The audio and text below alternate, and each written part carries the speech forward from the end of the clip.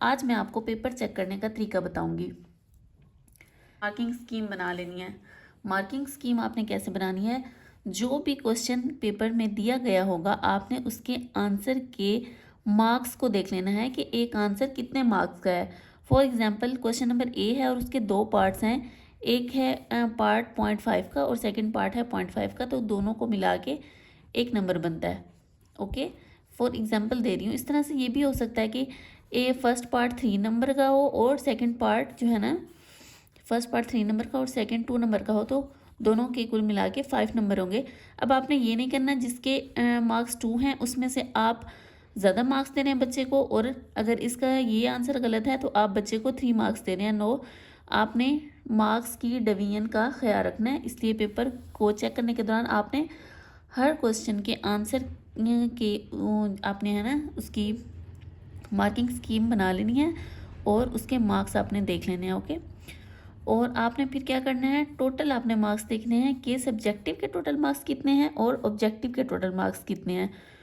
अब आपने क्या करना है, फुल, हाफ या फिर ज़ीरो मार्क्स चेकिंग के दौरान आपने ये देखना है कि स्टूडेंट को इसमें से फुल मार्क्स देने हैं, हाफ देने हैं या कट करने हैं। फॉर एग्जांपल सब्जेक्टिव है तो ऑब्वियसली आपने उसके अकॉर्डिंग ही उसकी कटिंग करनी है ना। अगर उस बच्चे ने कोई मिस्टेक किया या सही से सवाल अटैम्प्ट किया है तो उसको मुताबिक आपने मार्किंग देनी है। और अगर इस तरह से ऑब्जेक्टिव में होता, अगर एक ही ऑब्जेक्टिव गलत होगा तो आपने उसको 0 मार्क्स दे देना है।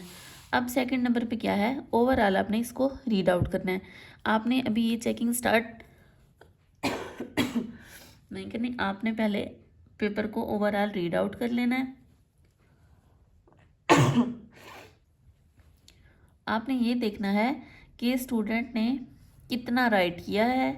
एक क्वेश्चन को बहुत ज़्यादा लॉन्ग तो नहीं लिख लिया या फिर एक क्वेश्चन को बहुत ज़्यादा शॉर्ट तो नहीं लिख लिया, और उसको सारे क्वेश्चन को उसने कंप्लीट भी किया है, अपने पेपर को कंप्लीट किया है या नहीं किया, या कुछ कुछ क्वेश्चन उसने छोड़ दिए हैं।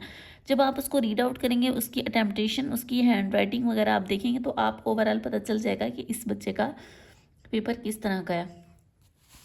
अब आपने चेकिंग स्टार्ट करनी है। अब चेकिंग के दौरान आप क्या करेंगे, आपने पेपर को चेक करना है तो क्वेश्चन वाइज करना है। क्वेश्चन 1 2 3 या फिर ए बी सी, अलिफ बे जीम, जिस तरह से तरतीब दी गई होगी। क्योंकि अगर चेकिंग के दौरान आपने पहला क्वेश्चन चेक कर लिया और फिर जो आपको इजी लगा आपने आगे से चेक कर लिया, फिर आपने टोटल मार्क्स दिए तो वो कम दे दिए, कोई क्वेश्चन आपको चेकिंग के दौरान रह ना जाए, इसलिए आपने चेकिंग हमेशा क्वेश्चन वाइज करनी होती है ताकि कोई क्वेश्चन रह ना जाए, बच्चे के मार्क्स कम या ज़्यादा ना हो।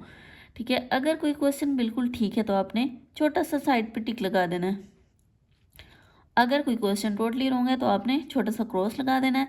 अगर कोई क्वेश्चन अटैम्प्ट ही नहीं हुआ हुआ तो आपने वहाँ पे क्वेश्चन मार्क लगा देना है। ठीक है, और अगर कोई भी क्वेश्चन आंसर स्टूडेंट ने लिखे हैं और उसके अंदर किसी स्पेलिंग की मिस्टेक आ रही है तो आपने पूरे स्पेलिंग वहाँ पे नहीं लिखे हैं। जैसे कनेक्शन के स्पेलिंग लिखे हुए हैं, आपने फिर उसको अंडरलाइन करके पूरे कनेक्शन के स्पेलिंग नहीं लिख लेना है। आपने वहाँ पे थोड़ा सा कोमास लगा के वहाँ पे मार्क लगा के लिख देना है कि यहाँ पे स्पेलिंग की मिस्टेक है। अगर कहीं पे ग्रामर की मिस्टेक आ रही है तो वहाँ पे आप ग्रामर की मिस्टेक दे देंगे। और अगर किसी स्टूडेंट ने हाफ आंसर लिखा है तो उसके आपने मार्क्स हाफ देने हैं, और अगर फुल लिखा है तो उसको आपने फुल मार्क्स देने हैं। ठीक है, तो आपने डिपेंड करता है कि स्टूडेंट ने कितना अटेम्प्ट किया होगा। नेक्स्ट है हमारे पास चेकिंग का रूल। अगर किसी बच्चे का कॉन्सेप्ट बिल्कुल क्लियर है लेकिन उसकी हैंड राइटिंग जो है ना इतनी ज़्यादा नीट नहीं है तो आपने उसके मार्क्स कट नहीं करने। और अगर स्पेलिंग मिस्टेक्स आ रही हैं तो वो आपने इंग्लिश में उसके मार्क्स जो है ना डिडक्ट करने हैं।